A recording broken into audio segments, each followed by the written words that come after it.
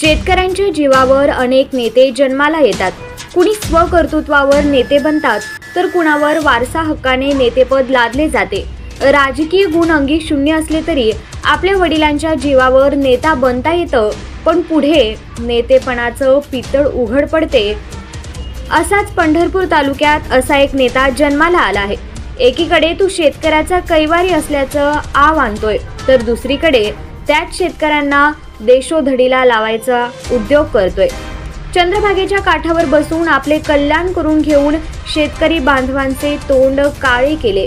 एका सहकारी साखर कारखान्याच्या चेअरमननी शेतकऱ्यांना भिकारी बनवायचे ठरवले आहे। मोजकेच कार्यकर्ते कामाला लावून आमदार होण्याचे डोहाळे यांना लागलेत, पण अजून कुठंच डाळ शिजली नाही। मोजक्याच कार्यकर्त्यांच्या जीवावर आमदारकीचं डोहाळे जेवण पूर्ण होणार का? शेतकरी राजाने घाम गाळून पिकवलेल्या ऊसाचे बिल द्यायला तयार नाहीत। उंबरठे झिजवून शेतकऱ्यांच्या चपला झिजल्या, पण ऊसाचे बिल मिळत नाही। नुकत्याच झालेल्या निवडणुकीत या चेअरमनची दमछाक झाली होती।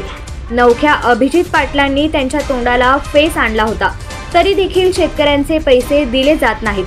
त्यामुळे शेतकरी वैतागून खोट्या भूलथापांना कंटाळून गेला। काही शेतकऱ्यांनी चेअरमनच्या बंगल्यावर ठाण मांडून उपोषण सुरू केले। शेतकरी दारातच उपोषणाला बसल्यावर त्यांनी खिशातला रुमाल काढून 2-4 वेळा घाम पुसलं। शेतकरी शेतात राबताना काळ्या मातीत त्याचा किती घाम जिरत असेल याची कल्पना आली असेल। मात्र त्यांनी पुन्हा एकदा नेहमीचीच युक्ती वापरून शेतकऱ्यांना आश्वासन देऊन हुसकावण्यात आले।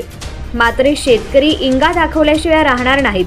बळीराजाची चूल पेटू न देणाऱ्या या कथित नेत्याला आमदारकीची स्वप्न पडत आहेत। या नेत्याने आतापर्यंत कुठल्याच पक्षाशी निष्ठा ठेवली नाही ना इमानदारी राखली। ज्या शेतकऱ्यांच्या जीवावर नेता म्हणून मिरवत आहेत त्या शेतकऱ्यांच्या डोळ्यात पाणी आणले आहे। बिले देतो म्हणून शेतकऱ्यांना झुलवत ठेवणार तरी किती दिवस? चेअरमन साहेब, शेतकऱ्यालाही भूक असते। तुमच्यासारखं ते सोन्याचा चमचा घेऊन जन्माला आलेले नसतात, याचं तरी भान ठेवा। आपलं कल्याण करून घेताना गरिबांचे तोंड मात्र काळे करू नका।